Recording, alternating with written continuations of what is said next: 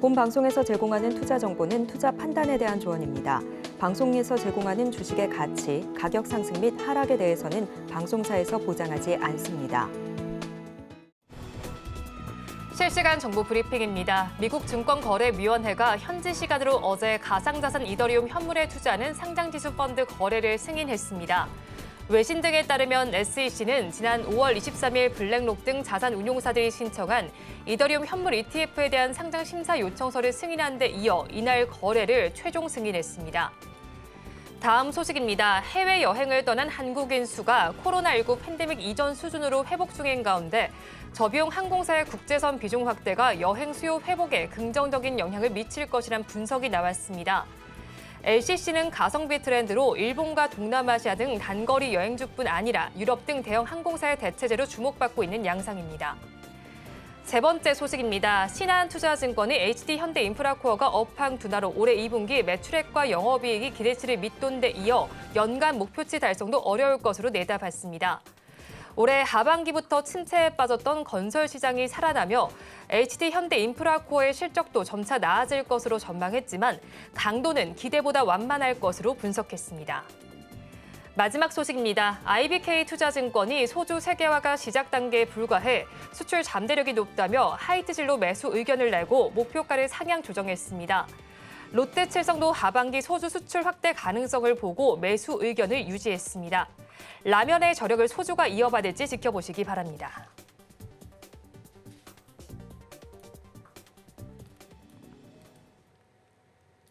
시청자 여러분 안녕하세요. 오늘을 돌아보고 내일을 준비하는 오늘장 내일장 2부 진행의 백선혜입니다.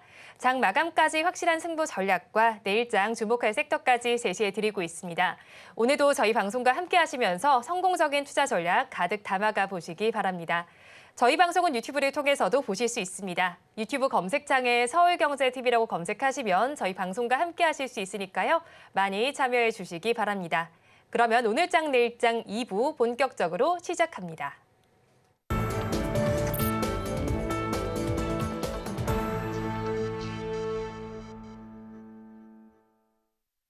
오늘도 두 분과 함께 시장에 대한 이야기 해보겠습니다. IES의 김태성 본부장, 블루드림 리서치 이주현 대표 두 분과 함께합니다. 어서 오세요. 안녕하십니까. 오후 시간 들어서도 우리 양대 시장은 모두 빨간불을 유지를 해주고는 있습니다. 하지만 미국 시장을 고려해 본다면 오늘의 상승 조금 아쉽다 이런 생각이 들기도 하는데 네. 본부장님께서는 어떻게 보세요? 일단 출발 자체는 굉장히 좋았습니다. 하지만 이제 장 중반에 지수가 이제 음봉 전환이 되는 것까지 우리가 좀 봤던 상황 속에 참 이 공포감이 그게 달할 수밖에 없는 흐름이 아니었나라는 생각이 드는데 일단 그럼에도 다행스러운 것은 삼성전자가 굉장히 좋은 퍼포먼스를 좀 보여주고 있다라는 부분 그리고 거래소와 코스닥 시장에 정말 오랜만에 외국인의 수급이 지금 붙여주고 있다라는 부분은 긍정적으로 봐도 괜찮지 않을까라는 생각이 들어요. 다소 아쉬운 것은 중화권 증시가 조금 도와줬으면 어땠나라는 좀 이런 아쉬움이 있지만 일단 그럼에도 불구하고 오늘 HD현대일렉트릭이 보여줬던 부분 대내 변수에도 실적만 잘 나오면 된다라는 어떤 희망을 좀 보여줬기 때문에 우리가 지금 SK하이닉스 실적 기다리고 있지 않습니까? 그렇게 되면 당연히 반도체 IT에 대한 기대감을 그래도 조금은 한번 노려볼 수 있지 않겠는가라는 의견을 드리도록 하겠습니다. 네, 조금은 좀 반등을 노려볼 만한 시장이다 이렇게 정리를 해주셨고요. 큰 폭은 아니지만 그래도 양대 시장 모두에서 오늘은 외국인과 기관의 쌍끌이 매수가 들어오고 있습니다. 특히나 규모를 보면 외국인이 조금 더 주도를 해주고 있다 이렇게 봐야 될 것 같은데 수급 양상과 더불어 시장 전반 어떻게 평가하고 계세요? 네, 오랜만이죠. 한 5거래일 연속 계속 매도하다가 오늘 드디어 좀 매수세가 나와줬는데 어제 이 시간에 이제 이야기 드렸다시피 시장이 오늘 반등이 나올 겁니다라고 이야기를 드렸고 미증시가 결국은 뭐 상승이 나왔기 때문에 국내 증시 반등 나왔다라고 봐야 되겠죠. 기술적인 위치에서 충분히 반등이 나올 수 있는 구간이었고 일단 국내 증시가 상승 출발은 굉장히 좋았으나 역시나 좀 아쉽게 K증시답게 양봉으로 시원하게 뽑아내는 그런 흐름들은 나오지 못했고요. 이 부분이 결국은 시장의 지수의 상관관계가 높은 어떤 반도체 섹터라든지 이런 부분들이 주가에 좀 아쉬운 그런 흐름들이 만들어지고 있습니다. 결국 미국에서 이제 반도체 중국에 대한 어떤 규제, 그다음에 대만에 대한 어떤 트럼프의 이야기들 이런 부분들이 반도체 섹터에는 아직은 그래도 좋은 흐름으로 이렇게 이어지는 모습은 아니고요. 아마 이거는 엔비디아가 추세를 확실하게 전환하고 다시 한번 시세 분출하는 그런 흐름들이 나와야지 국내 어떤 반도체 섹터 단도 다시 반등하는 그런 흐름들이 만들어지지 않겠나라는 생각이 듭니다. 최근에 이제 시장 조정 받으면서 테마주 단의 흐름들 그리고 제약바이오 섹터가 중심을 좀 잡아주고 있는 그런 흐름이 이어지고 있는 상황인데요. 오늘 이제 전력 설비에서 실적 발표 나오면서 역시 실적주들 살아있지 않나라는 생각이 들 정도로 그런 강한 흐름들을 보여줬는데 HD 현대일렉의 실적을 보면 이게 그냥 실적이 좋아서가 아닙니다. 어닝 서프라이즈가 거의 한 2배 가까이 좋은 흐름이 나와줬기 때문에 이 정도의 퍼포먼스를 보여준다라면 역시나 이렇게 추세까지 상방으로 다시 한번 돌릴 수 있는 그런 힘이 남아있다라고 볼 수 있겠고요. 그렇다면 전일의 시장 저점 이탈하지 않는 선에서 국내 증시 돌려준다라면 고점 갱신하러 가는 그림 만들어지지 않겠나 이런 생각이 듭니다. 그래서 시장 아직 단기적인 조정 구간이지만 상승으로의 전환 가능성 보시고요. 너무 비관적으로 보실 필요는 없다 이렇게 말씀드리겠습니다. 네, 시장에 대한 상승 가능성 조금 더 점쳐보시고 너무 비관적으로 바라보진 말자라고 시장 전반을 정리를 해주셨고요. 시황을 짚어주시면서 말씀해 주셨던 HD 현대일렉트릭 이야기를 좀 해볼게요. 지금 18%대로 급등 양상이 펼쳐지고 있습니다. 실적이 말씀을 해주신 것처럼 굉장히 좋았습니다. 그에 따라서 실적 발표하자마자 바로 좀 급등 양상이 오늘 펼쳐졌는데 일단은 전력 설비주가 사실 그간 좀 쉬어가는 모습이 나타났는데 네. 분위기 반전의 계기로 작용할 수 있을까요? 일단 뭐 분위기는 충분히 반전시킬 수 있을 것 같은데 문제는 주가가 워낙 이제 그동안에 선반영이 되었다라는 평가가 많이 나올 정도로 폭발적인 성장세를 좀 보였지 않습니까? 그래서 없으신 분들과 기존에 가지고 계신 분들의 차별화 전략이 좀 필요하지 않을까라는 생각이 들고 있고 저는 개인적으로 HD현대일렉트릭 뭐 기업은 당연히 가장 좋죠. 하지만 이제 현재 구간에서 조금은 더 따라붙을 수 있는 기업은 LS일렉트릭이 아닐까라는 생각이 드는 게 이유는 이제 두 기업을 비교해 봤었을 때 남은 한 방. 당연히 LS일렉트릭이 MSCI 지수 편입이라고 하는 모멘텀이 있기 때문에 조금은 더 올라갈 수 있는 여지는 많지 않겠는가라는 생각이 들고 있고 이 두 기업도 모두 부담이 된다라고 하면 차선책으로는 효성중공업까지 한번 볼 수 있으며 또 효성중공업 하면 코츠 테크놀로지라는 방산과 이제 전력 설비 제어 시스템을 만드는 기업과 또 한전의 기술을 납품한 이력들이 좀 있거든요. 이렇게 이제 하나의 테마와 하나의 종목만 좀 바라보시는 것보다는 조금 영역을 확장을 해서 여러분들이 실제로 매매할 수 있는 종목을 지금은 찾는 게 맞지 않겠는가라는 의견 한번 들어보도록 하겠습니다. 네, 일단 우리가 한번 매매할 수 있는 종목을 접근해 보자라고 말씀을 전해주셨고요.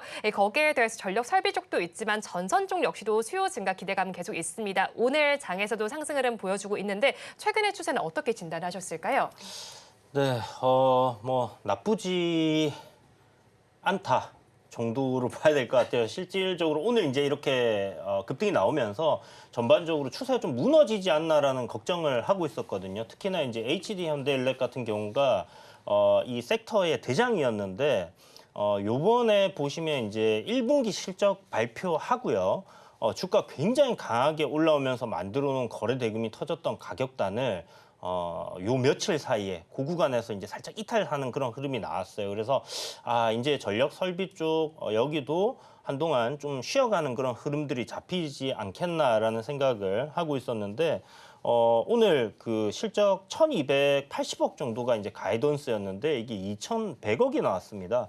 그만큼 이제 영업이익의 어닝 서프라이즈 수준이 그냥 뭐 한 조금 올랐다 정도가 아니라 거의 뭐 2배 가까이 이렇게 상승이 나왔기 때문에 그렇다면 기존에 우리가 이제 알고 있었던 전력 설비의 스토리 그러니까 미국의 전력 수요 교체에 따른 수주 잔고라든지 글로벌적인 어떤 그런 수주 전력 AI 전력난으로 인해서 ESS가 이제 판매될 때 그쪽에도 이제 결국 전력 설비가 들어가야 되는 그런 부분들 이런 것들이 실적으로 숫자로 증명을 해주고 있는 그런 상황이기 때문에 이런 흐름들이 만들어졌다라고 볼 수 있을 것 같고요. LS일렉트릭 같은 경우도 지금 신고가를 다시 갱신을 했거든요. 그래서 기존의 어떤 3대장이라고 할 수 있는 뭐 HD 현대일렉, LS일렉트릭 그다음에 뭐 효성중공업도 오늘 반등이 좀 강하게 나오고 있기 때문에 이들이 다시 한번 전력 설비 섹터를 이끌고 올라갈 수 있는 그런 환경은 만들어진 것 같습니다. 다만 어떤 대외 불확실성, 미국 이제 정권 교체에 대한 어떤 그런 불확실성이라든지 이런 부분, 그리고 금리 인하가 이제 다가오고 있다라는 이런 부분에서의 성장주로의 어떤 수급이 쏠렸던 이런 상황에서 과연 다시 한번 그 기존의 실적 관련 섹터가 가게 될지, 아니면 성장주 단으로의 수급 이동된 부분이 연속성 있게 계속 올라가는지, 아마 그런 시속 게임이 좀 지속될 가능성이 높다는 생각이 들어요. 그래도 이렇게 이제 이번 조정장에 잘 보신 분들은 제약바이오 섹터들은 계속 강한 흐름이었었고요. 전력 설비는 그나마 잘 버텨냈던 그런 섹터가 아니었나라는 생각이 듭니다. 결국은 사람들이 팔지 않고 이렇게 보유를 했던 부분들, 팔지 않았다는 게 주가가 하락폭이 이제 적었다라고 볼 수 있는 부분이잖아요. 잘 버텨냈던 기업들에는 다 이유가 있지 않았나라는 부분들을 우리가 다시 한번 확인할 수 있었고, 이런 부분에 대한 부분들, 실적이 발표되는 시점들이 정해져 있기 때문에 실적이 잘 나올 만한 기업들 실적 발표가 나올 때쯤은 그런 섹터들 한번 유심히 잘 지켜보는 것도 필요하겠다. 오늘 뭐 화장품 섹터도 사실 괜찮은 흐름 보여주고 있기 때문에 여전히 실적 시즌에서 이제 성장주 단으로 넘어가는 이 과도기 기간에는 실적이 좋은 기업들 다시 한번 부각받을 수 있다라고 보시면 좋을 것 같아요. 네, 실적이 좋은 기업들 한번 살펴보자라고 정리를 해주셨고요. 이어서 바로 종가 베팅할 섹터로 넘어가 보겠습니다. 수출입 데이터도 잘 나오고 있는 이쪽입니다. 피부 미용기계 쪽을 좀 살펴볼까 하는데, 일단은 우리 매출과 해외 매출 비중을 좀 봐야 될 것 같은데 어느 쪽의 비중이 높은가요? 당연히 지금은 이제 해외 매출 비중이 높은 쪽이 유리할 수밖에 없다라고 좀 말씀드릴 수 있을 것 같고요. 그 이유는 아무래도 이제 규모 자체가 틀립니다. 그리고 이제 이 결제를 뭐로 받느냐, 달러로 받느냐, 원화로 받느냐, 지금 강달러 시대이기 때문에 아무래도 이제 해외 매출 비중이 높은 쪽이 결국에 이제 재무제표가 더 좋아질 가능성이 높다, 이렇게 좀 말씀드릴 수 있을 것 같고요. 비단 이제 피부 미용 의료기기뿐만 아니라 화장품도 그렇고 K푸드도 그렇고 지금 수출 데이터를 이제 바탕으로 실적 기반이 우상향을 하는 기업들이 굉장히 많아요. 근데 이제 여기서 이제 중요한 포인트는 뭐냐면, 앞서서도 말씀드렸지만 국내 매출보다는 해외 매출 비중이 점점 늘어나는 기업에 조금 더 포커스를 맞춰야 될 것 같고, 특히나 그 해외 매출 비중의 국가가 중화권보다는 미국, 유럽, 일본 이쪽으로 이제 커져 나가는 것이 훨씬 더 유리할 수 있음을 우리가 LG생활건강이라든지 아모레퍼시픽을 이제 통해서 봤기 때문에, 저는 그와 부합하는 피부 미용 의료기기 쪽은 집중적으로 좀 보셔야 된다라는 의견 한번 드려보면서, 오늘 이제 크게 두 기업을 가지고 나왔거든요. 하나는 조금 큰 기업, 하나는 조금 이제 작은 기업에서 가지고 나왔는데, 일단 큰 기업에서 보면 파마 리서치를 좀 가지고 나왔습니다. 아마 리쥬란이라고 하는 제품으로 많은 분들이 이제 잘 아실 것 같고, 이 리쥬란이 국내에서도 지금 잘 팔리고 있어요. 그러니까 이 파마 리서치는 아직은 해외 매출에 대한 성장이 엄청나게 커지고 있는 상황이 아니기 때문에, 오히려 그동안은 이것 때문에 주가가 못 갔지만 이제부터는 주가가 올라갈 수 있는 모멘텀이 될 수 있다, 이렇게 좀 볼 수 있을 것 같고요. 국내에서 이제 매출이 이제 탄탄하게 잘 잡히고 있어서 이것은 이제 발판 삼아 지금 해외 매출 비중이 점점 늘어나고 있는 기업이 바로 이제 파마 리서치, 이렇게 좀 보시면 될 것 같고요. 현재 구간에서 가장 중요한 것은 가격 전략인 것 같아요.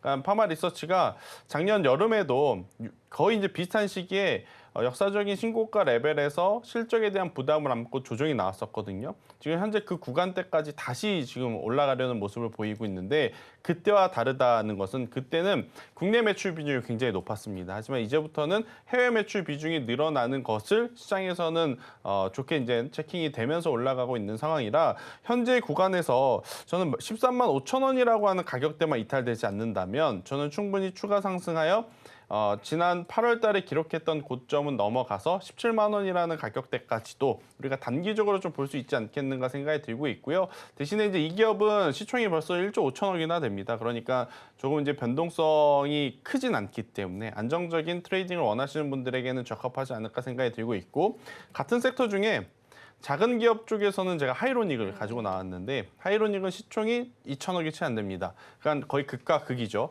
근데 이제 하이로닉 같은 경우에는 아무래도 이제 그동안에 주가가 오르지 못했던 가장 큰 이유는 중국 매출 비중이 굉장히 높았던 부분. 하지만 이제 최근에 미국이라든지 브라질 쪽으로의 어떤 매출이 점점 늘어나고 있음을 확인을 했고, 또 이제 미국 시장 같은 경우에는 FDA 심사를 통과했기 때문에 올해 하반기 늦어도 내년 초에는 매출이 잡힐 가능성이 높다, 이렇게 좀 보시면 될 것 같아서, 하이로닉은 가장 중요한 것은 북미 매출을 통해서 중국의 의존도를 감소했다라는 게 이제 첫 번째 포인트가 될 수 있을 것 같고요. 두 번째로는 이렇게 이제 외형 성장이 커지게 되면 되면 피부 미용 의료기기의 가장 큰 장점인 소모품이 많이 팔리게 되거든요. 이 소모품 같은 경우에는 하나 팔게 되면 마진율이 거의 90%에 육박하는 것으로 이제 파악이 되고 있어서 저는 소모품 판매 증가로 외형 성장과 함께 질적인 성장까지 같이 이뤄낼 수 있기 때문에 하이로닉은 8,500원이라는 가격대만 이탈하지 않으면 저는 충분히 추가적으로 상승을 해서 이 기업도 마찬가지입니다. 작년 8월에 고점을 기록했는데 이 고점은 돌파한다라고 생각을 하시면서 베팅 전략을 좀 세우시는 게 맞지 않을까라는 의견 드려보도록 하겠습니다.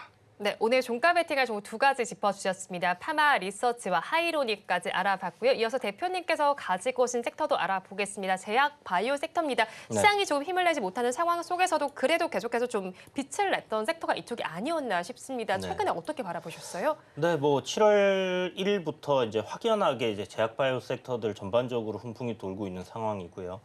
중소형단의 어떤 제약 바이오들도 지금 추세적인 상승 흐름을 좀 만들어가고 있는데 그 이면에는 비만 치료가 이제 하나의 그 키워드로 작용을 하고 있다라고 보시면 좋을 것 같아요. 펩트론이라는 종목이 신고가 갱신을 하고 거기에 이제 삼천당도 비만 재료를 달고 신고가를 이어갔고요. 유한양행도 마찬가지로 비만 관련된 부분들, 뭐 관련 회사와의 어떤 부분들을 진행을 한다라는 얘기가 나오면서 올랐었고요.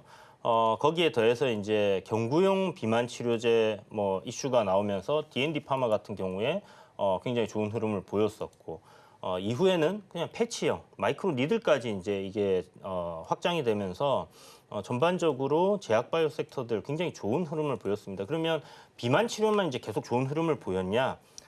그게 아니라 뭐 각 그 제약 바이오 섹터단에 있는 기업들의 파이프라인들이 전반적으로 다 부각이 되는 그런 흐름들을 보여줬습니다. 그러면서 뭐 보르노이라든지 리가캠 바이오, ABL 바이오 이런 쪽이 또 강하게 올라오는 그런 흐름들. 오늘 지금 보시면 뭐 현대약품이라든지 명문제약, 제약 섹터도 지금 훈풍이 돌고 있는 그런 상황이거든요. 그래서 전반적으로 그동안 이제 오르지 못했던 제약 바이오 섹터단도 여기 이제 새로운 신약을 개발한다든지 임상을 진행하는 데 있어서 돈이 많이 들어가는데 뭐 실질적으로 사실 이들이 자금을 갖다가 뭐 대단한 이자를 주고 조달을 하는 건 아니지만 어찌되었던 성장 섹터에 돈이 많이 필요한 부분이고 금리 인하에 따른 수혜가 된다라는 그런 스토리가 시장에 먹혀들었다라고 봐야 되겠죠. 그래서 이쪽 섹터의 흐름, 지금 시장이 좋지 않음에도 추세적인 우상향 흐름을 보여주고 있는 섹터를 우리가 계속해서 유심히 지켜봐야 된다라는 관점으로 제약 바이오 섹터 이야기를 또 드려보도록 하겠습니다. 네, 그럼 제약 바이오 sek터 내에서도 뭐 섹터가 좋다고는 하지만 종목을 잘 선별해야 하잖아요. 어떤 종목 바라볼까요? 네, 이제 그 뭐 오늘 사실 그 대봉 LS라는 종목이 이제 급등을 했어요. 이것도 이제 비만 관련된 어떤 재료를 가지고 있는데 기본적으로 우리가 제약 바이오 섹터를 볼 때 어느 정도의 거래 대금이 터진다. 즉 시장에서의 이제 어떤 부각을 좀 받고 있고 있는 상황에서 어떤 추세적인 상승으로의 전환이 이뤄지고 있는 그런 종목들 아니면 신고가를 갱신하는 종목들에 좀 집중을 해야 된다라고 생각을 합니다. 그런데 그 중에서 좀 굵직한 종목 유한양행이라는 종목이 있습니다. 기본적으로 유한양행 뭐 다들 알고 계시다시피 안티프라민으로 굉장히 잘 알려져 있죠. 사실 이제 안티프라민 때문에 이렇게 올라간 건 아니고요. 그만큼의 이제 기업이 실적이 탄탄한 그런 종목인데 배당도 우리가 이제 무상증자를 매년 연말마다 이렇게 해주면서 주주 친화적인 그런 성격의 기업이고요. 최근에 이제 신고가를 갱신하면서 올라온 거는 자회사의 어떤 그 약물이죠. 비만 치료 관련해서 이렇게 차세대 비만 치료제를 개발한다는 내용이 붙어 있긴 했는데 자세히 뜯어보면 8월 22일 날 레이저 티닙과 아미반타맙이라는 이제 병용요법을 활용하는 이 약에 대한 미국 FDA 그리고 유럽의 의약품청 여기에 승인이 예정되어 있습니다. 우리가 그 HLB가 이제 그 간암 신약 관련해서 FDA 승인 나온다고 해서 주가 꽤나 많이 올랐었잖아요. 그것처럼 이런 그 신약에 대한 기대감이 현재 살아있는 그런 종목이다라고 보시면 좋을 것 같고 일정은 한 달 정도 가량 남아 있고 섹터는 굉장히 좋은 흐름들을 계속 타고 있기 때문에 유한양행 좀 시총은 무거워서 시세 탄력이 막 대단하게 나올 것 같지는 않지만 그래도 추세적인 상승 흐름은 꾸준히 이어갈 가능성이 높지 않나라는 관점으로 접근해 보시면 좋을 것 같아요. 네, 그럼 저희 가격 전략 어떻게 잡을까요? 네, 항상 이야기 드리는 거지만 뭐 중요한 거는 우리가 수익을 내는 것보다 리스크 관리를 어떻게 하느냐가 중요하고요. 지금 현재 신고가 영역에서 계속 움직임이 나오고 있습니다. 박스권 흐름인데 이 박스권을 돌파하게 되면 시세는 터질 건데 손절가가 중요합니다. 93,800원 짧게 손절을 좀 할 수 있도록 이렇게 잡고 보시면 좋을 것 같고요. 상방으로 돌파가 나올 시에는 11만 원 정도의 라운드 피겨까지는 상승이 나올 것 같은데 10만 9,500원 한 10% 정도 업사이드 보시고 접근하시면 될 것 같습니다. 네, 종가 베팅할 종목을 유한양행 짚어주셨고요. 종가 베팅할 섹터가 제약 바이오 섹터였으니까 시가총액 상위 종목단에 위치한 알테오젠 이야기를 추가로 질문을 드리겠습니다.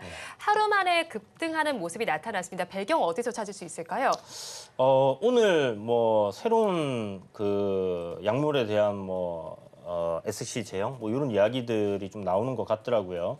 근데 기본적으로 현재 이 섹터 자체가 만약에 무너져서 내려가고 있는 상황이라면 아무리 알테오젠에 좋은 이야기가 있다고 하더라도 추가적인 상승은 좀 어렵지 않나라는 생각을 가지고 있는데 최근에 이제 그 횡보 기간이 꽤나 길었습니다. 약 한 달 반 정도의 주가가 박스권의 흐름을 보여주고 있었고 거래 대금이 이제 점진적으로 좀 줄어드는 상황이었거든요. 그런데 오늘 시장이 반등함과 함께 제약바이오 섹터가 가장 먼저 튀어 올랐고요.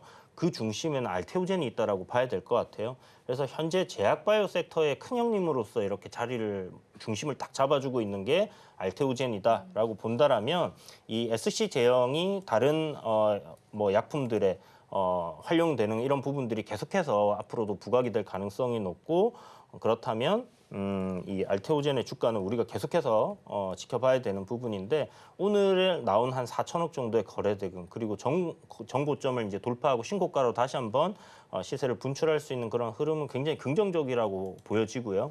알테오젠도 종가 베팅으로 저는 사실 나쁘지 않다 이렇게 생각을 하고 있습니다. 그래서 이 종목을 신규로 접근하신다고 생각하시는 분들은 20일 이동 평균선 아니면 오늘 저가를 기준으로 잡으시고 이 박스권 안에서의 저점이 이탈하면 리스크 관리하고 아니라면 좀 보유하는 관점 기존에 보유하신 분들은 추가적인 상승 흐름들을 기대해 보셔도 좋지 않겠나 이렇게 생각을 하고 있습니다. 네, 일단 추가적인 상승 흐름까지 살펴보셔도 좋겠습니다. 이어서 실적 이야기로 다시 한번 넘어가 보겠습니다. 상사 이래 최대 분기 실적 전망이 나오게 되면서 현대로템의 경우 지금 거의 8%대 내외에서 상승 기조가 나타나고 있습니다. 오늘장 52주 신고가도 돌파하는 움직임이 나타난 만큼 오늘장 상승의 의미를 부여해 볼 수 있을까요? 현대로템은 지속적으로 계속 강조되었던 기업입니다. 아무래도 이제 수주 잔고가 굉장히 많았던 게 이제 유효했었고, 제가 이제 그때 당시 이제 강조드렸던 이유는 뭐냐면 하나 에어로스페이스와 정확하게 시총이 3배가 차이가 나거든요. 그러면 매출도 3배 차이가 나야 되고 영업이익도 3배 차이가 나는데 다 3배 차이 정도가 납니다. 그런데 어디서 좀 차이가 나냐면 수주 잔고에서 3배 차이가 나야 되는데 현대로템의 수주 잔고가 생각보다 굉장히 많아요. 그 이유는 방산뿐만 아니라 현대로템은 원래 전체 매출 구조의 7대3 중에 7이 철도 부분이거든요. 철도 매출에 대한 수주 잔고가 굉장히 지금 높게 잡혀 있는 상황이었고 또 이제 이 철도 쪽의 산업도 계속해서 좋은 결과를 지금 내고 있었던 상황이다 보니 어떻게 보면 실적에 대한 눈높이는 더 높아질 수밖에 없는 상황. 그런데 그 눈높이보다 더 좋은 성과들을 좀 내볼 가능성이 높다 보니 시장에서 이제 중요하게 보고 있는 상황이고요. 일단 방산은 트럼프가 되었든 바이든, 그러니까 민주당이 되든 공화당이 되었든지 간에 국방비에 대해서는 계속 증가할 가능성이 높기에 저는 지속적으로 보유하고 계신 분들은 가져가시는 게 맞을 것 같고 없으신 분들은 타이밍적으로 조금 기다려야 되지 않을까 생각이 들고 있고 혹은 타이밍적으로 기다리실 분들 중에 만약에 코츠 테크놀로지라든지 아니면 퍼스테카 같은 기업들을 보실 수 있는 분들은 이쪽에서 투자 힌트를 받아가는 것도 괜찮지 않겠는가라는 의견 한번 들어보도록 하겠습니다. 네, 현대로템의 경우 시가총액과 비교했을 때 수장고도 많이 있는 상황이니까 이 점을 염두에 두시면 좋겠고요. 현대로템의 경우 재건 섹터로도 엮이고 방산 섹터로도 엮일 수 있습니다. 그렇다면 섹터별 매력도로 봤을 때는 어느 섹터의 매력도가 더 높을까요?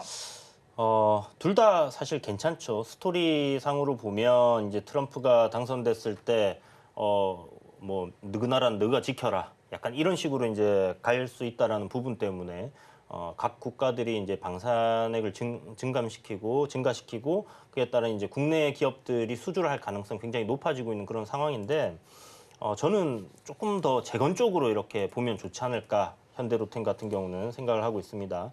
일단 기존에 그 방산에 대한 스토리로 주가는 꽤나 많이 올라와 있는 상황이고요. 재건이라는 어떤 그 스토리 자체는 이제 막 시작을 하는 단계에 놓여 있기 때문에 좀 더 강도 면에서는 더 좋지 않겠나라는 생각도 들고요. 특히나 현대로템 같은 경우 전체 매출의 70% 정도가 이제 철도 쪽에서 나오고 있기 때문에 우크라이나 전쟁이 끝나고 나서 뭐 재건 산업에 분명히 필요한 부분이라고 생각을 한다라면 양쪽 다 괜찮은 스토리긴 하지만 그런 쪽으로 보시는 게 낫다. 그리고 일단 실적 시즌이지 않습니까? 실적 7월 달 실적 발표가 있을 거기 때문에 그에 따른 기대감 역시 가질 수 있는 그런 기업이다라고 보시면 좋을 것 같고 방산은 사실 지금은 뭐 실적이라든지 어떤 스토리 면에서 괜찮다라고 생각을 하고 추세적인 면도 계속해서 우리가 지켜보고 바라봐야 되는 쪽이라는 생각은 드는데 이게 약간 걱정스러운 부분은 트럼프 대통령이 각 나라의 어떤 방위비 부담이라든지 이런 부분들을 이제 증감시키기 위해서 이야기를 하는 부분이 코리아의 무기를 사라고 그렇게 팔목을 비틀지는 않을 거라는 거죠. 결국은 미국 무기를 사라는 식으로의 이야기가 계속 진행이 될 가능성이 높기 때문에 그런 측면에서 조금 그런 부분에는 경계감을 가지고 우리가 좀 봐야 되지 않겠나. 그래서 재건 쪽으로 약간 무게를 두는 종목들 이런 것들 보시면 나쁘지 않을 것 같습니다. 네, 재건 쪽에 무게 두는 종목들도 한번 바라보자 이렇게까지 정리를 해주셨고요. 이어서 HD 현대인프라코어 이야기해 볼게요. 2분기 매출 컨센서스를 하회하는 모습이 나타났는데 그럼에도 주가는 상승세를 보이고 있습니다. 이유는 어디서 찾을 수 있을까요? 이쪽도 결국엔 재건과 관련한 이제 기대감까지 이제 붙어 있는 거다라고 생각이 들고 있고. HD인프라코어의 실적이 좋지 않을 것이라고 하는 부분은 이미 인지가 되어 있는 상황이었기 때문에 오히려 이제 불확실성 해소 차원에서 이제 수급이 좀 붙어주는 구간이고 타이밍이 저는 굉장히 괜찮았다라는 생각이 들어요. 결국에 이제 재건 관련한 굉장히 많은 기업들이 있는데 실제 그 기업들 중에 HD인프라코어도 이렇게 실적이 안 좋은데 중소형주들 중에 과연 실적이 좋은 쪽이 있을까? 거의 없습니다.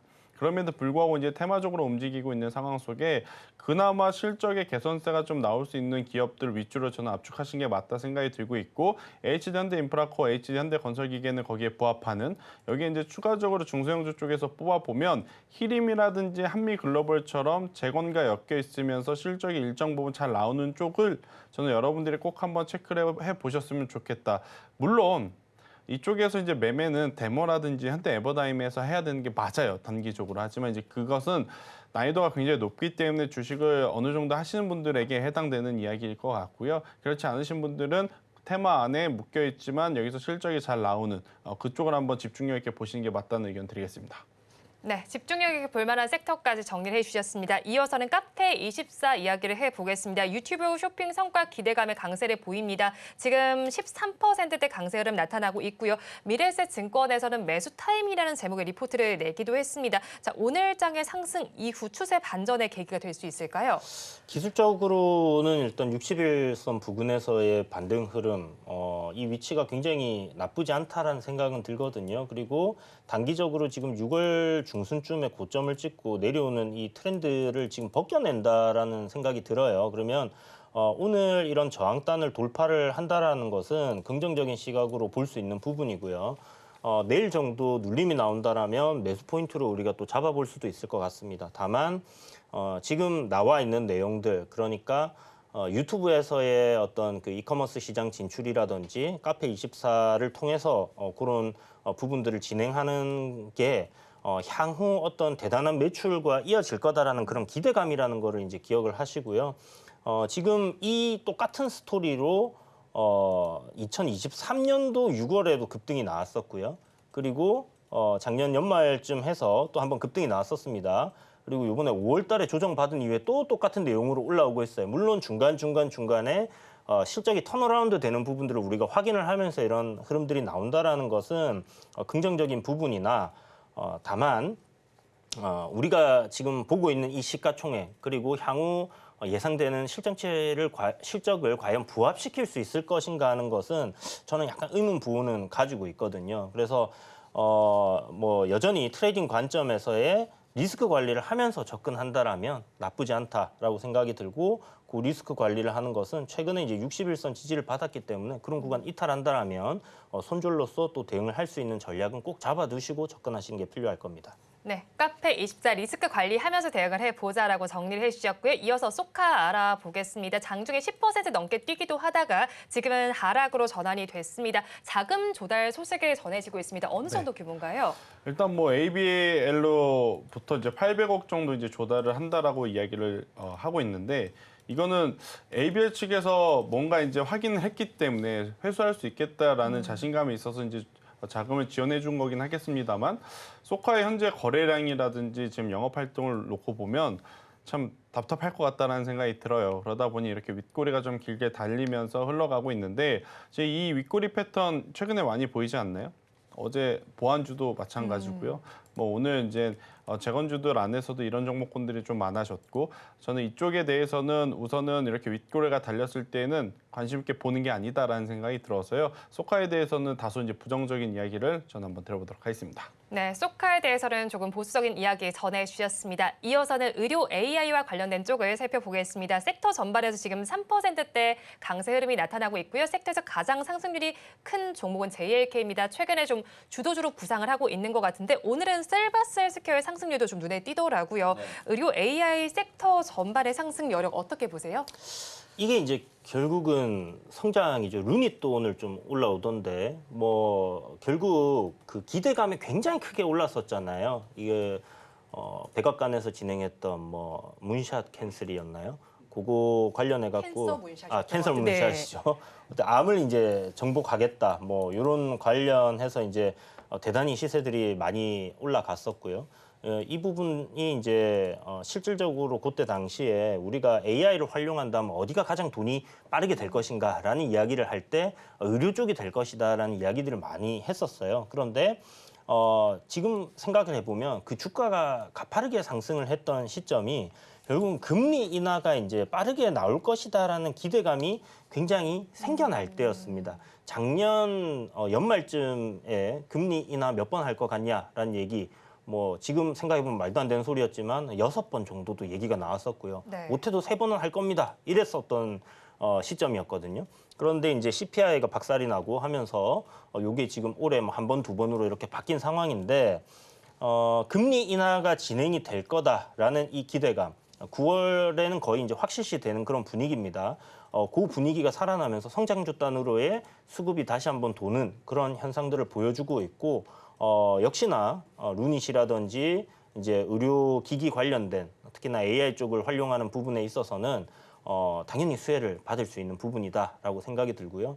이제 최근에 만들어진 이 저점단을 잘 지켜내고 추세적인 상승으로 전환할 수 있는지 유심히 좀 지켜보다가 이게 확실하게 추세 상승 전환됐다라는 판단이 들면 그때 투자를 좀 해도 늦지 않을 것 같다라는 생각이 들기 때문에 너무 급하게 접근하시기보다는 이 관련 추이를 한번 잘 지켜보시는 게 좋을 것 같습니다. 네, 의료 AI와 관련해서 관련 추이를 먼저 살펴보자 이렇게 정리를 해주셨고요. 이게 섹터 안에서도 종목별로 매력도가 다를 것 같습니다. 이제 이슈를 좀 살펴보니까 JLK의 경우에는 국제 저널에 좀 연구가 게재가 되기도 했고 뷰노의 경우에는 의료기기를 미국 시장에 본식 런칭한다고 밝히기도 했습니다. 종목별로 어느 쪽에 더 매력을 더 높게 보시는지도 궁금하고요. 만약에 의료 AI주 포트폴리오에 편입을 한다면 비중은 어느 정도로 두면 좋을까요? 일단 가장 중요한 것은 지금 당장 우리의 이제 눈높이에 맞출 수 있는 실적, 그러니까 돈을 벌어들일 수 있는 것이냐 이게 포인트일 것 같은데 여기서 가장 앞서 있는 쪽은 어떻게 보면 이제 뷰너일 것 같아요. 그러니까 딥캅스라든지 딥유로를 통해서 국내에서도 굉장히 지금 좋은 판로를 좀 확보를 했다는 뉴스가 나오고 있고 해외에서도 지금 좋은 성과를 좀 보이고 있는 상황. 저는 그래서 뷰노를 좀 보는 게 맞지 않나. 그러니까 급여 부분과 비급여 부분 모두 지금 성장을 하고 있는 쪽은 눈에 보이는 뚜렷한 성장세를 보이는 쪽은 이제 뷰노가 이제 가장 뚜렷하기 때문에 저는 뷰노를 보시는 게 맞을 것 같고요. 그러니까 JLK는 여러 가지 노이즈가 있어서 이 노이즈에 우리가 괜히 같이 탑승할 필요는 없다라는 생각이 들어서 JLK는 조금 논외로 이야기를 한번 드려보도록 하겠고.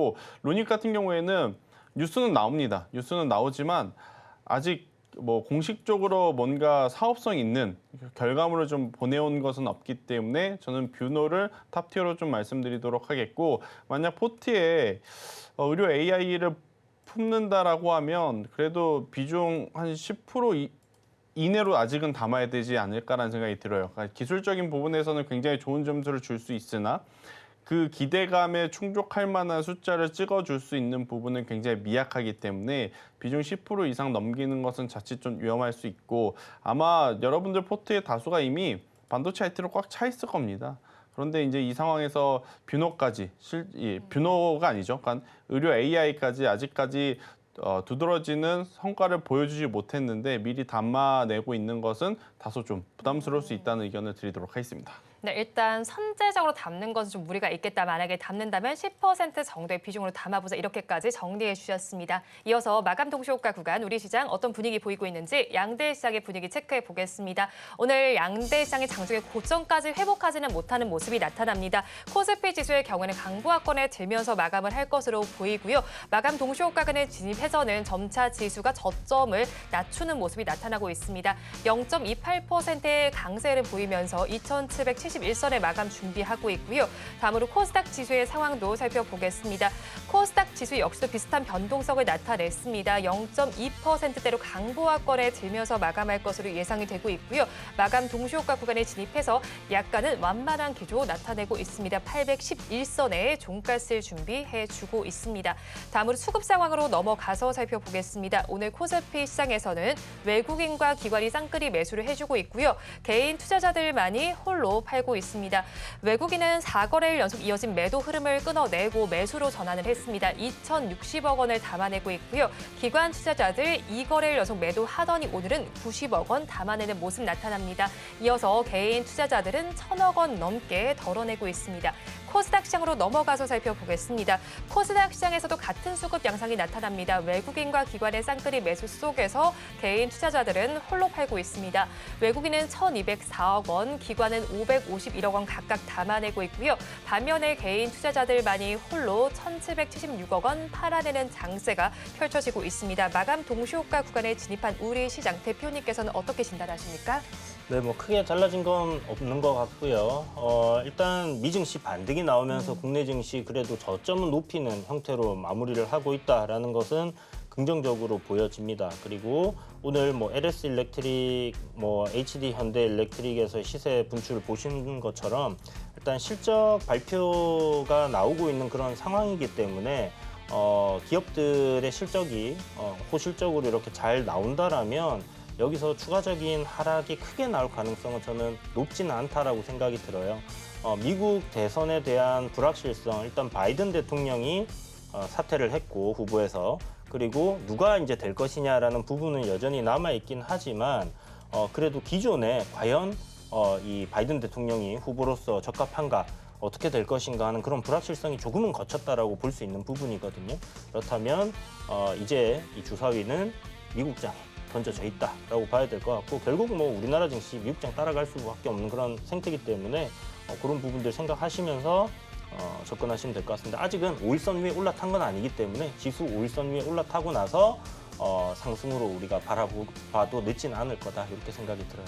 그런데 외국인 투자자의 경우에는요, 오늘 현물 시장은 사주고 있는데 선물 시장 여전히 팔아내는 모습이 나타나고 있습니다. 현 선물이 이렇게 차이를 주는 이유 어디서 찾을 수 있을까요?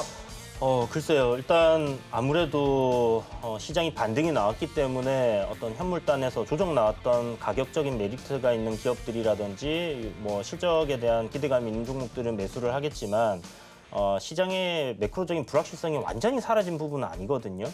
그렇다면 뭐 이게 일시적인 반등 이후에 다시 재차 N자 하락으로 들어가는 그런 흐름이 나올 수도 있다는 관점으로 본다라면 이 선물 시장에서는 뭐 해지 관점으로 하방에 베팅을 좀 해놓은 게 아닐까라고 볼 수 있을 것 같고요. 선물 시장에서도 상승으로 이렇게 전환하는 뭐 순매수가 들어오는 그런 시점이 온다라면 아마 증시가 좀 가파르게 상승해 줄 거다, 이렇게 보고 있습니다.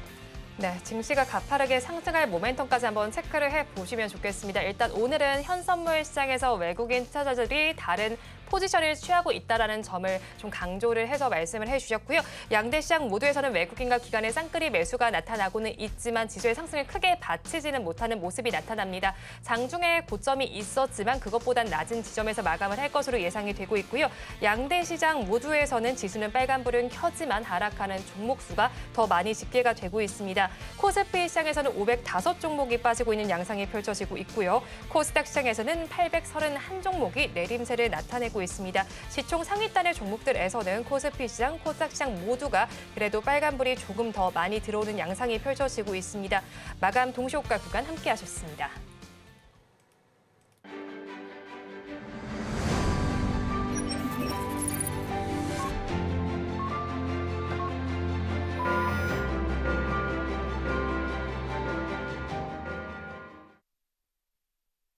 오늘 우리 양대 시장 미국발 호재는 장 초반에 받아낸 이후에 그래도 빨간불은 지켜내면서 마감을 했습니다. 오늘 수급의 주체는 외국인이었고요. 하지만 여전히 선물 시장에서는 팔아내는 매도 양상이 4거래일 연속 펼쳐졌다는 부분까지 체크를 해보셔야겠습니다. 업종별로는 어떻게 마감이 됐는지 살펴보겠습니다. 코스피 시장 먼저 살펴보겠습니다. 코스피 시장 지수는 빨간불을 켰지만 하락한 업종이 조금 더 많이 집계가 됐는데요. 그래도 지수가 빨간불을 켰으니까 상승한 업종 순서로 살펴보겠습니다. 운수장비 업종이 가장 좋았습니다. 3%대 강세 흐름 보여줬고요. 그 뒤를 이은 업종은 음식료 업종으로 2%대 강세 마감, 전기전자 업종에서도 0.86%의 상승률이 나타났습니다. 코스닥 시장으로 넘어가서 살펴보겠습니다. 코스닥 시장에서는 상승불을 켠 업종이 조금 더 많이 집계가 됐습니다. 그 안에서 가장 좋았던 업종은 기타 서비스 업종입니다. 2.76%의 강세 흐름, 유통 업종에서도 1.19%대 상승이 나타났고요. 시총 상위단에 위치한 제약 바이오즈 강세를 보여줬는데 역시나 제약 업종도 0.89% 상승으로 마감이 됐습니다. 어쨌든 오늘 빨간불을 켜면서 마감이 된 만큼 조금은 기분이 좋아지셨을 것 같은데요. 오늘 마감 상황 본부장께서는 어떻게 보셨어요? 이 정도면 양호하다라고 말은 못하죠. 네, 글로벌 증시가 정말 강했는데 우리나라 증시는 참 정신을 좀 차려주셔야 될 것 같고요. 그러려면 기관 투자자들의 힘이 좀 필요한데 여전히 투신과 연기금은 참 우리나라 시장의 대형 기업들을 사주고 있지 못하는 상황이고 뭐 사줄 만한 명분이 없는 것도 있습니다. 하지만 실적이 좋다라고 하는 반도체 IT조차 이렇게 외면을 하고 있다면 누가 이제 우리나라 증시에 참 투자를 할까 저는 이런 고민이 들고 있고요.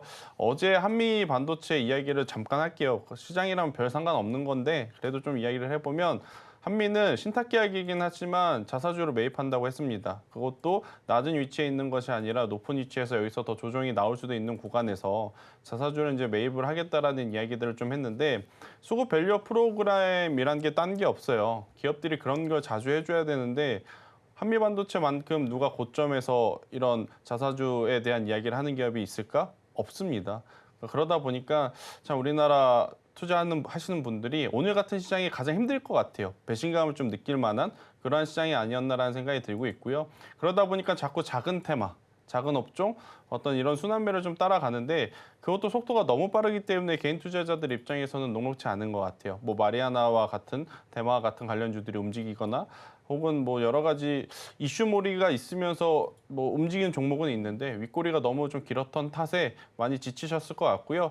대신에 지난주보다 조금은 이 트럼프 트레이더라고 불리우는 종목군들이 힘이 좀 빠지는 이게 우리에게 어떻게 보면 기회로 다가올 수는 있지 않겠는가라는 생각이 들어서요.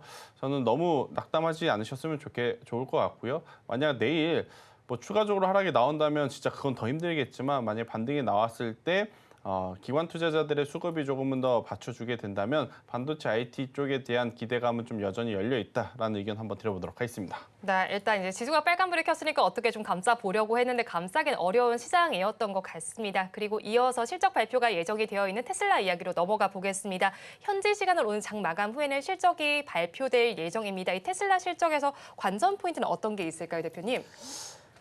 테슬라 실적에서 일단 뭐 판매량 증가가 이제 어느 정도 되었나 요거 이제 확인을 해야 될 것 같고요. 일단 전기 자동차에 대한 기대감은 지금 많이 좀 낮아져 있는 상황이잖아요. 테슬라가 하고 있는 사업 중에서 뭐 AI라든지 아니면 로봇 관련된 특히나 이제 옵티머스 관련된 부분들 이 로봇들을 갖다가 생산 라인에 배치를 하겠다라는 얘기를 했었단 말이죠. 지금 현재 그 테슬라 자동차 테슬라의 장점은 뭐였냐면 영업이익률이 자동차 완성차를 만드는 기업들 중에 압도적으로 이제 높은 그런 영업이익률을 보여줬었어요. 그런데 그런 부분들이 이제 많이 훼손이 된 상황이고, 그렇다면 이 로봇이 이제 투입되었을 때 과연 그 인건비가 빠지는 부분에 따라서 어느 정도의 영업 마진을 다시 회복해낼 수 있느냐, 이런 기대감들이 살아있다라고 보시면 좋을 것 같습니다. 그래서 뭐 실질적으로 그 실적도 실적이거니와 향후 어떻게 이제 로봇이라든지 걔네들이 지금 진행하고 있는 뭐 로봇 택시, 자율주행에 따른 이런 부분들이 어떤 식으로 이제 발표가 나오느냐. 그런데 뭐 지금까지의 그 일론 머스크의 행태로 봐서는 굉장히 약을 잘 팔기 때문에 나쁘지 않지 않을까라는 생각을 해볼 수 있을 것 같습니다. 네, 일단 테슬라 실적 발표를 먼저 살펴보셔야 될 것 같고요. 그렇다면 이제 테슬라 실적 발표와 관련해서 우리 시장에서 섹터로 이제 좁혀서 봐야 되는 거잖아요. 뭐 2차 전지와 로봇 어느 쪽을 조금 더 중점적으로 바라볼까요? 둘 다 지금 관심 없을 겁니다. 네, 뭐 2차 전지도 뻔하죠. 실적 안 좋을 거 뻔하고, 로봇이야 뭐 만든 게 있어야 우리가 기대를 하는데 만든 게 뭐가 있습니까? 레인보우 로보틱스라든지 뭐 두산 로보틱스, 뭐 말은 뻔지르르하게 하지만 결과론적으로 지금 크게 프로젝트가 진행된 것이 없기 때문에 이쪽에 대해서는 딱 하나밖에 없어요. 그러면 누가 더 가격적인 메리트가 있는 것인가?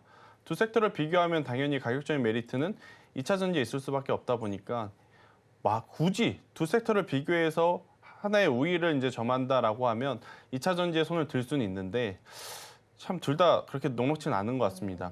저도 사실은 개인적으로 지난주 금요일 날 우리나라 막판에 신재생 에너지주들이 올라왔고, 그리고 어제 장 전에 바이든 대통령이 이번 대선에 이제 포기하겠다라는 이야기가 나왔기 때문에 내심 기대를 했었어요. 신재생 플러스 조금 더 확장을 해보면 2차 전지도 많이 올라올 수 있겠구나. 그런데 이렇게 안 올라오는 건 계속 안 올라온다는 것을 의미하기 때문에 뭐 물론 뭐 단기 반발세는 나올 수는 있겠지만 이쪽에 대해서 지금은 너무 기대감을 가지고 보실 수는 없지 않겠는가라는 의견을 조심스럽게 한번 드려보도록 하겠고요.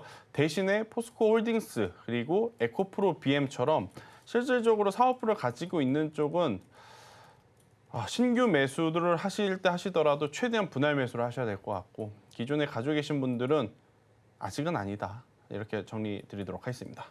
네, 어떻게 이제 시점에 따라서 다르다라고 정리를 해주셨고요. 오늘 마감을 하면서 시가총액 상위단의 종목을 살펴보니까 전 자동차주의 강세도 눈에 띄더라고요. 역시나 실적에 대한 기대감이 반영됐다 이렇게 해석해야 되는 걸까요? 그럴 것 같습니다. 일단 조정도 충분히 이제 받은 상황이고요. 뭐 현대차라든지 기아 오늘 좀 반등이 강하게 만들어졌는데, 요 이제 현대차 기준으로 말씀드리면 25만 원짜리가 이제 올해 2월 달부터 한 5월 달 사이에 그 횡보했던 박스권의 상단이거든요. 그 구간을 이제 돌파하면서 신고가 30만 원 부근까지 갔었기 때문에 이런 가격대는 일단 지켜줘야죠. 뭐 반등은 일단 한번 나와줘야 되는 구간이었다라는 생각이 들고요.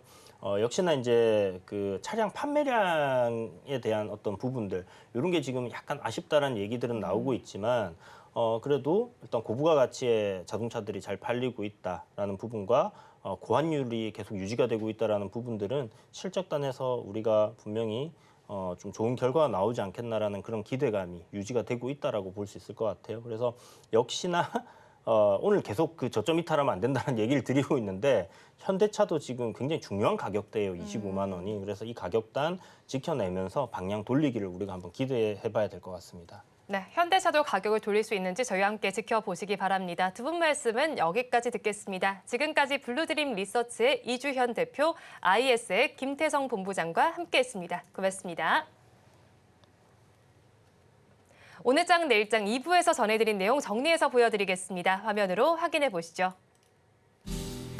오늘 장 내일 장 2부의 핵심입니다. 먼저 이주현 대표의 종가 베팅 종목 유한양행입니다. 박스권 돌파 시에는 시세가 강화될 전망입니다. 목표 주가는 109,500원, 손절 라인 93,800원입니다. 다음으로 김태성 이사의 종가 베팅 종목 하나씩 살펴보겠습니다. 파마 리서치입니다. 리쥬란의 수출 확대 속에서 또 탄탄한 국내 매출도 있습니다. 목표 주가가 17만 원, 손절 라인 13만 5천 원입니다. 다음 종목도 이어서 살펴보겠습니다. 하이로닉입니다. 북미 진출로 중국의 의존도가 감소한 상황입니다. 목표 주가는 12,000원, 손절 라인 8,500원입니다. 본 방송에서 제공하는 정보는 투자 판단에 대한 조언일 뿐 해당 주식의 가치와 수익률을 보장하지는 않습니다. 오늘장 내일장 2부에서 준비한 순서는 여기까지입니다. 저희는 내일 이 시간도 여러분과 함께하겠습니다. 오늘도 시청해주신 여러분 고맙습니다.